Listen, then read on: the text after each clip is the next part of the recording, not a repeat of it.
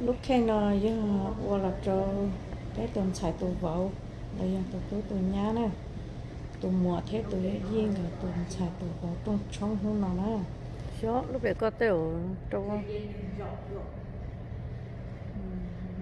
tụi thế tụi xài nó cái trong nè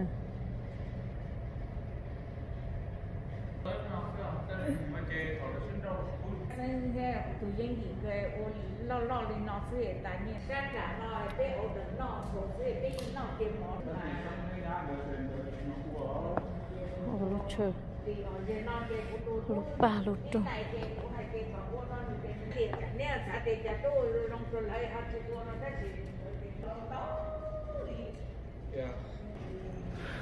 tết cho nó chế giờ tiề cháu lâu là họ mua nhẹ thế tại mình tụi mình nhỏ là giá tiền là lo cho biết trong chế và đi nó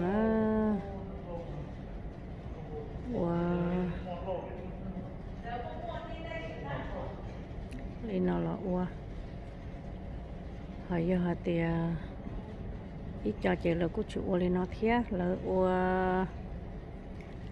đi mong cái chai xí, mình chỉ học vào học trẻ xí, hoặc nó chỉ tôi sâu,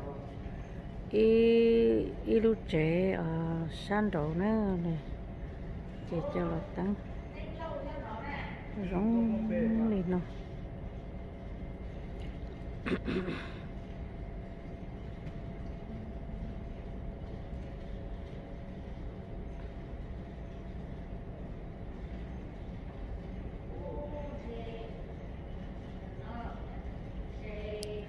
Sắp bệnh nó vô sắp bệnh sạch thiên nữa khỏi bệnh nó nè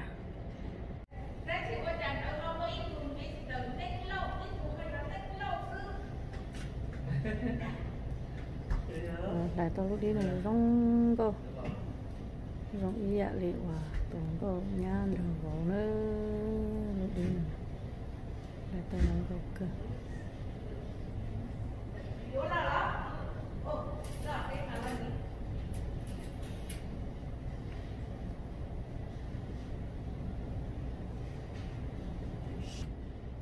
cũng nó không hồn đâu tràn đầu dạ cho nó đi cho bệnh nó giờ khó chi tại vì nó đang chỉ tàu lò lên nữa chỉ cho trong nó chẳng chỉ tàu một tí nữa rộ chỉ ý mi plia do mỏng kia mà cho năng mà đi lò nữa là chẳng một lú chỉ cho lú đồ tí chơi theo lòng thái lợi hay tiền cái nó cái xí dũa nó chỉ bé vấn đề là tăng trong tăng to thì tủ tê cũng nó to xí nè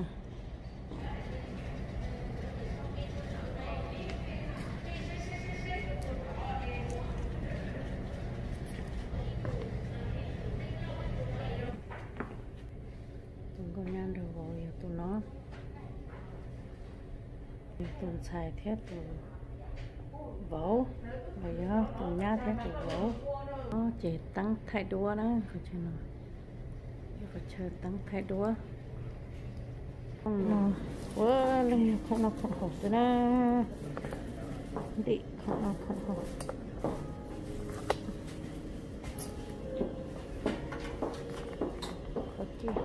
khó chi lệ khó chi rồi nó không nó không hộp mà muốn cho bệnh nó thì sao? Có một quần.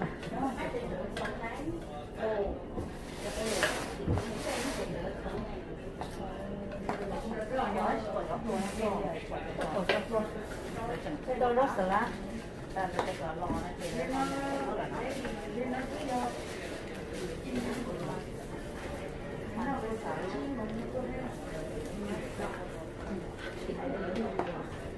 không phải có đăng rồi để mà lâu rồi thì không ra cơ sở này của chúng ta nên nó do một cái chuyện nó chỉ biết chuyện thì mỏ thì uống rồi thì rồi có cái tọt tọt đấy thì mà cái ly nó được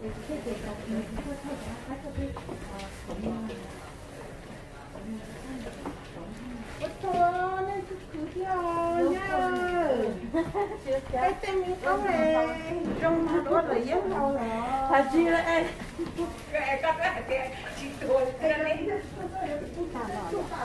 em tôi cũng cái năm đó cái hay cho nó nghe cái này hay cái tôi trả nó em nó không là em giờ đó nhắc tới hay cái tao được tí cho ta bố đi em bây giờ cái gì mà hay đi cũng cứ cho bác mà lột tút ta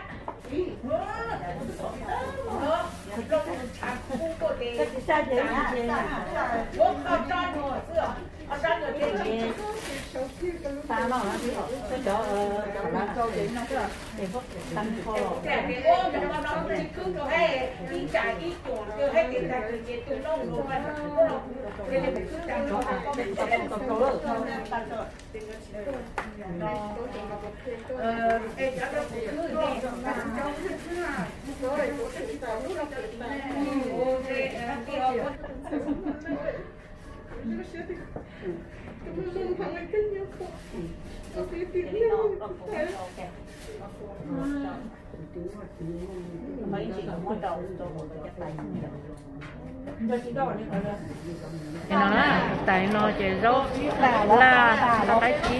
Okay, so we're gonna have to give them a bigger piece of meat. Rau là cái chi. Rồi nó chỉ nó tại nó mà mất tại mỏ kia. Nó giờ lá cho nó giờ lá cho tỏi giờ phở kí. Chè đi nó cái tay nó để cho nó. Giờ cho tay chè cái gì tay. Cho một chỗ cái gì mà sợ đâu. Tay lá. Con chỉ cắt thế. Giờ thầu chép lá nó cắt thế này hả? Thôi giờ thầu chỉ chép lá. Dạ. Nó muốn chơi đây nó mà đắt. Dạ. Nó chỉ nó muốn chơi đây sao? Nên nghe cho ba có hấp sầu chỉ cá. Cho nó dùng các cái kỹ rồi. Cái này nè. Hả? Cái này nè. Ní hả? Cái chân cặp to ta chỉ ướt to lên thì nó chỉ trâu nè. Lên thì chỉ trâu đó ướt thì thế nào? Trời ơi, cái khóc đây cho chị còn cỡ đấy, người chứ có bị nhá tận nó hả? Năng tức thôi, vô cụ chế đó. Chạy bên ba tông nó.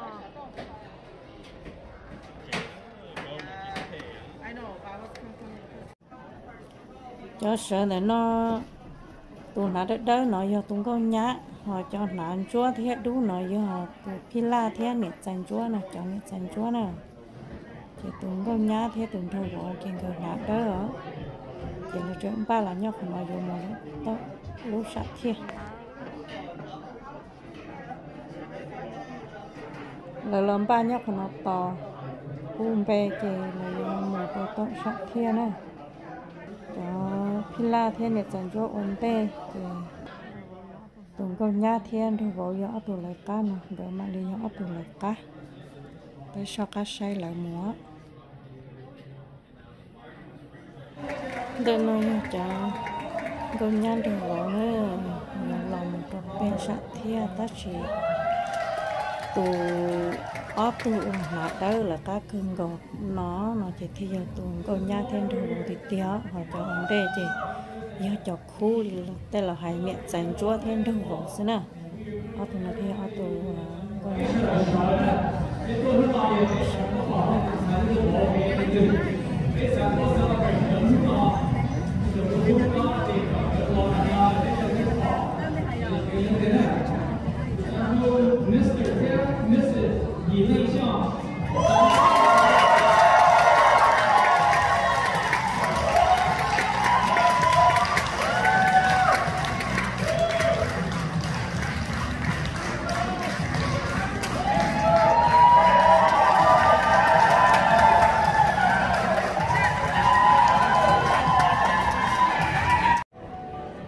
ta xin nó chỉ sẽ ta tận nó mỏ đấy nó mỏ ta chỉ lời mà đi quán là vòng mà hùng câu và là dễ ta chỉ bây giờ nhìn lâu nó chè bây giờ nhót tàu rồi lại là nó bây nó mỏ tàn chứ mỏ tàn thì bây giờ một trẻ là chẳng đùa lại mà qua lại lo dễ chỉ thay còn cái này sai lại nữa